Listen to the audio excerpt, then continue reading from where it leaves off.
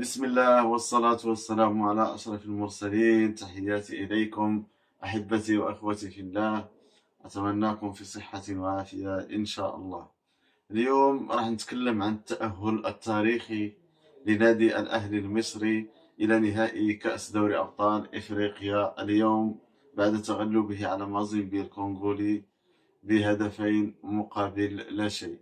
الهدف الأول الذي سجل في الدقيقة تقريبا 61 على ما أظن، والهدف الثاني في الدقيقة 83.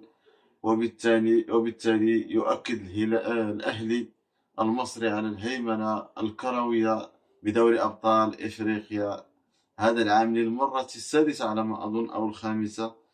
اليوم يؤكد أنه فعلا بعبع إفريقيا في هذه اللعبة، ويؤكد هيمنته وقوته وكذلك سيطرته الكاملة على هذه البطولة.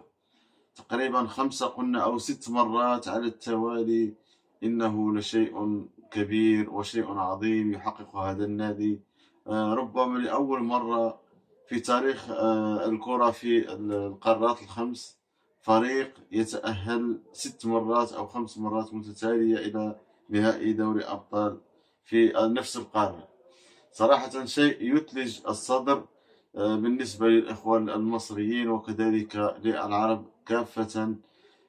يثلج الصدر لهذا التألق الكبير للمارد الأحمر المصري ليضرب موعدا مع فريق الترجي التونسي، الفريق العربي الآخر في النهائي، وبالتالي نهائي عربي خالص بين الترجي التونسي فريق باب سويقة وكذلك الأهلي المصري.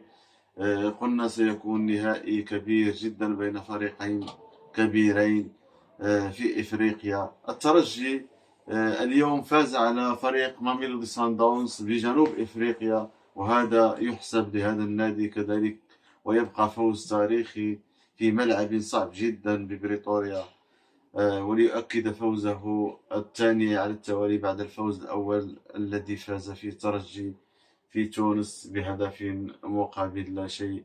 نتمنى أن يكون نهائي كبير جدا في مستوى عالي بين فريقين عربيين، وسيكون صراحة تأهل عربي لنهائيات كأس العالم للأندية كذلك. إنه لفرح كبير لهاتين الفريقين وأنصارهم. وشكرا لكم على المتابعة، وإلى فيديو آخر ألقاكم في صحة وعافية إن شاء الله.